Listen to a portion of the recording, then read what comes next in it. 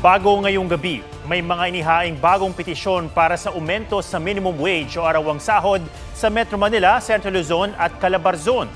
Sa Metro Manila, 505 pesos na aumento ang inihain ng grupong Unity for Wage Increase Now.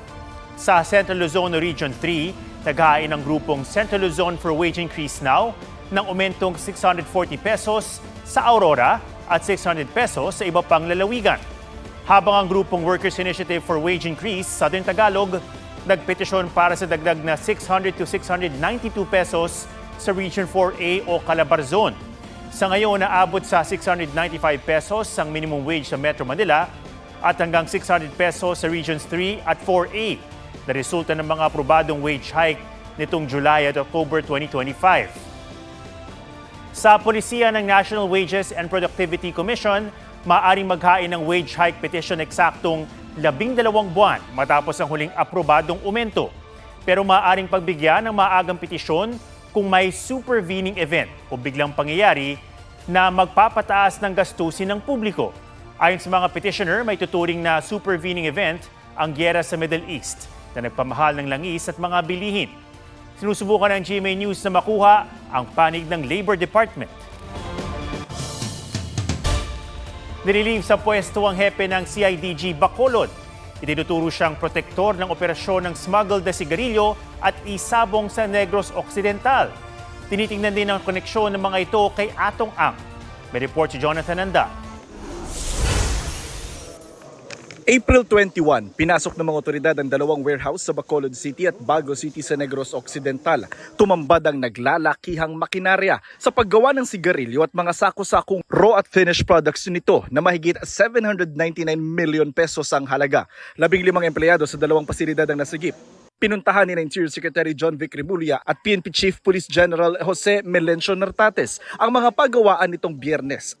Ayon kay Remulla, 2025 pa nag-ooperate ang sindikatong nasa likod ng mga pagawaan. Monthly na po-produce nila dito ay humigit kumulang ng 250 million pesos worth of cigarettes every month. Sa 250 million pesos na yon, zero taxes. Sa 250 million pesos na yon, ay sa 8 months, tingin namin humigit kumulang ng 2 billion ang kinita nila sa operations dito. 10 Chinese nationals na walang kaukulang dokumento ang nadakip sa Bago City at hawak na ng CIDG Western Visayas. Wala silang mga pahayag. Sa Talisay, Negros Occidental naman may nabistong operasyon ng isabong noong April 22. Nasa 30 ang naaresto.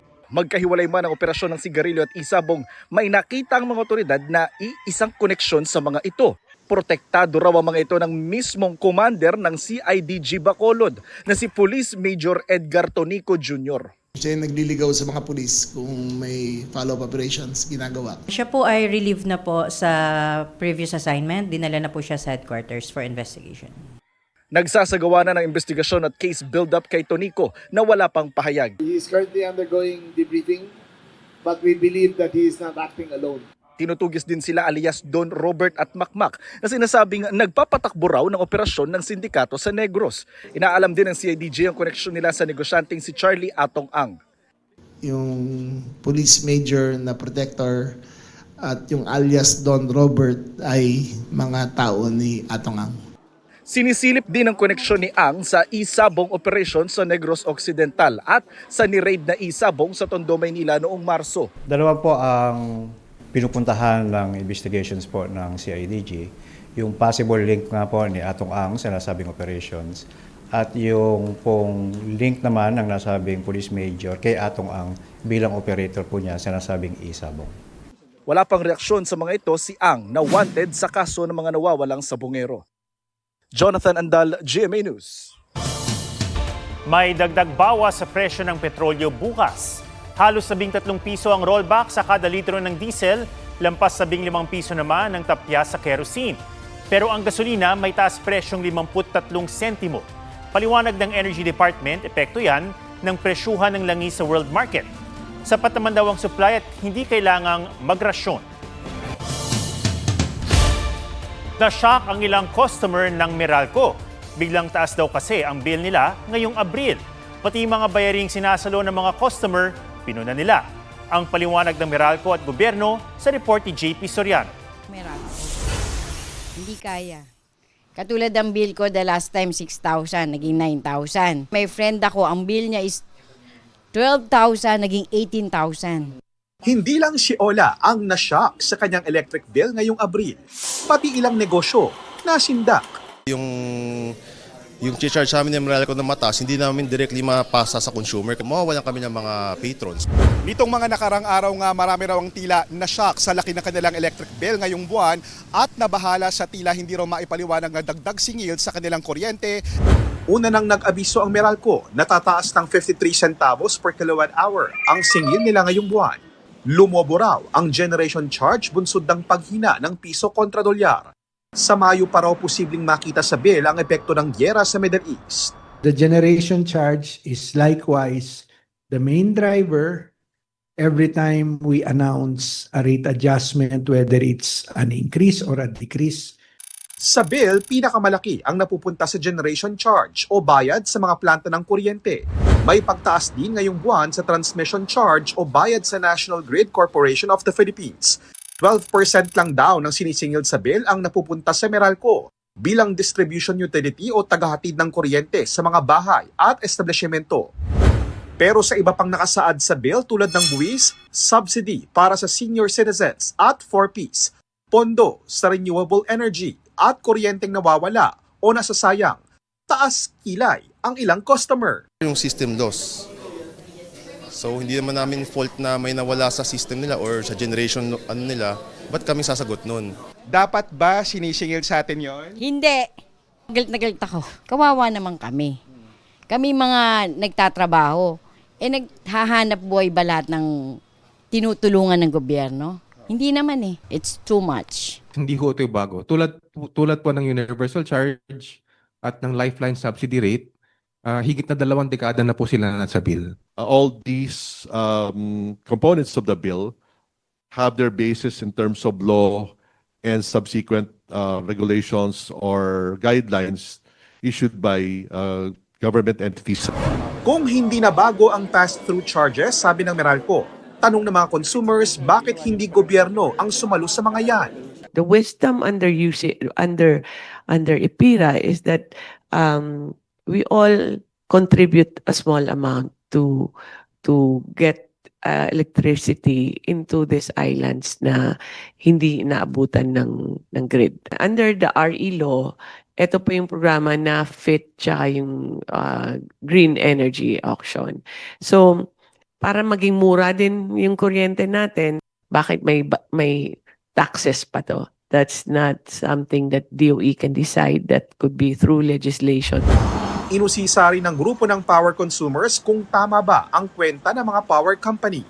Wala bang sobrang paniningil? Kailangan magkaroon ng independent audit ng Commission on Audit. Wala pang tugon ng Meralco tungkol sa mungkahing audit.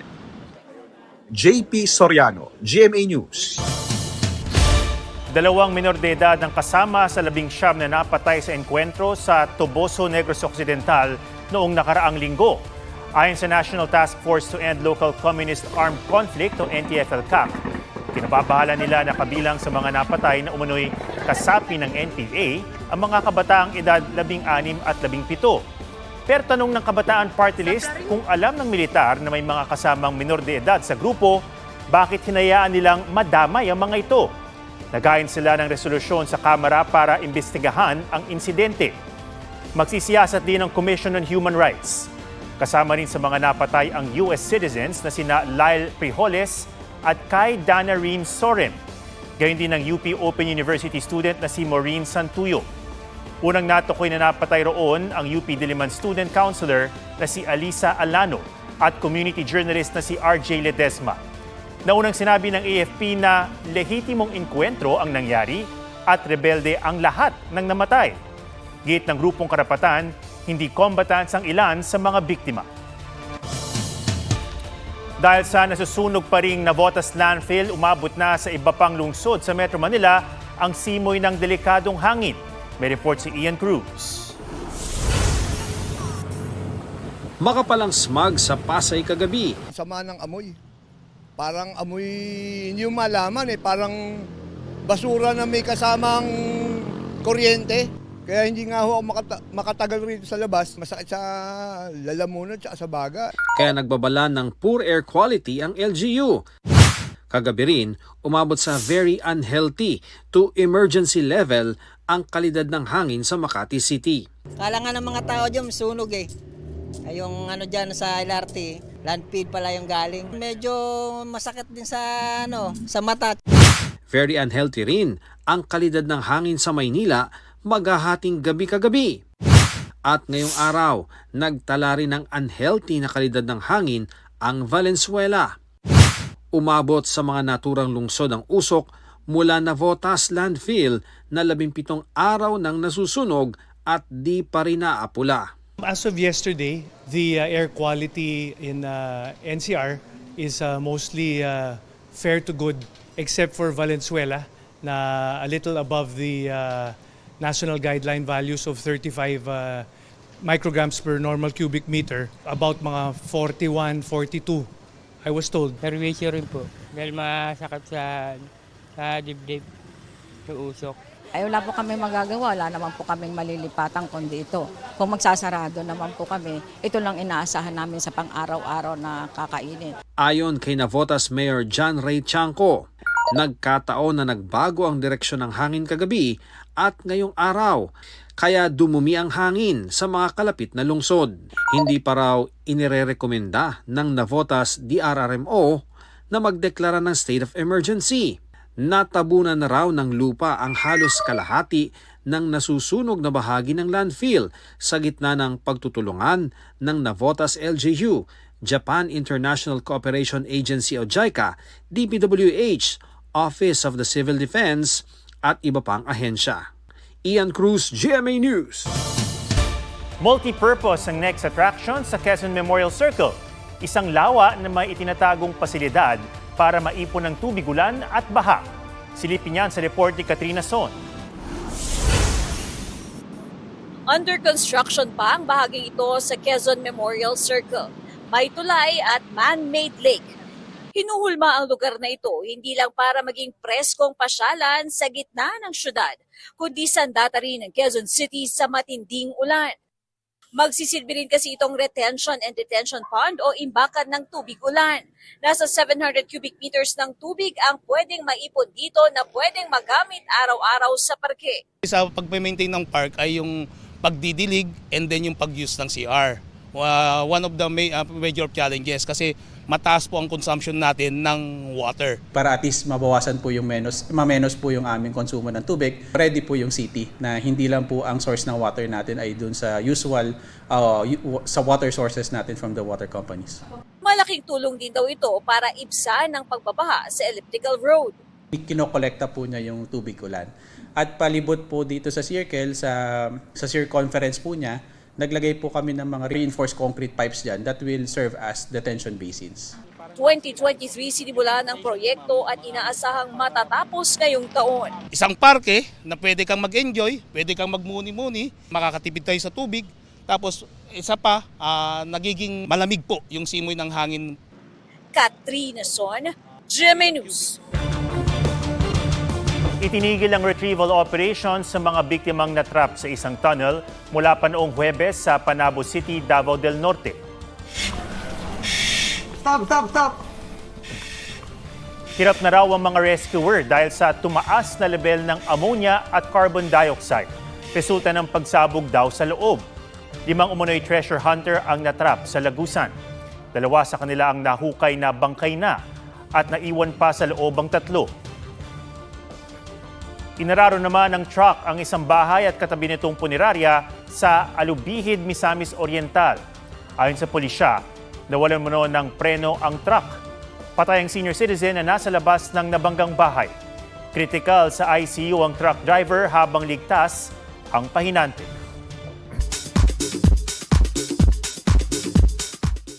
Julian San Jose pinatunayan ng limitless star power sa sold-out show sa Papua New Guinea. Labis ang pasasalamat ni Julian sa Filipino community na nagbigay sa kanya ng wonderful and unforgettable experience.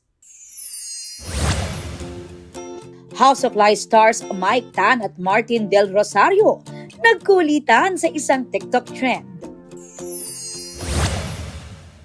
Caprice Cayetano at Keith Hornales, excited nang bumida sa youth-oriented series ng GMA Public Affairs na You Are My Favorite Song. Makakasama nila ang kapwa ex-housemates sa PBB Collab 2.0 na sina Marco Massa at John Clifford. Mika Salamanca at Will Ashley, nagsalita na tungkol sa Thailand trip nila. Sabi kasi hard launch daw yun. Ha? Hard launch? Hindi naman. Hindi nga namin ina-expect na ganun po yung magiging ng mga tao talaga eh. Kasi parang nakita lang namin talaga yun ni Mika's trend. And sobrang cute din kasi nung trend. So, ayun, sakto. Meron malapit sa amin nung uniform na na nag-rent. Aubrey Carampel, GMA News.